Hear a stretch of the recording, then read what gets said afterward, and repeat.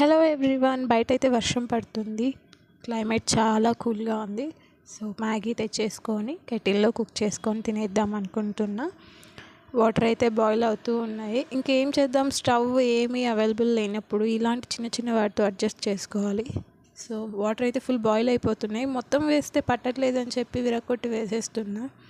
నేను అలా climate enjoy చేస్తున్నా.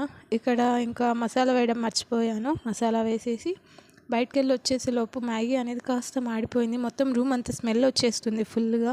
ఏమో చేసేస్తుంది పిల్ల లోపల అనుకుంటుంది అని చెప్పి వెంటనే స్విచ్ ఆఫ్ చేసి మ్యాగీని ప్లేట్లోకి తీసేసుకున్నా. అది రావట్లేదు, ఎందుకంటే లైట్గా కింద మాడింది కదా, స్టిక్ అయిపోయింది. పర్లేదు, మ్యాగీ టేస్ట్ అయితే బాగుంది.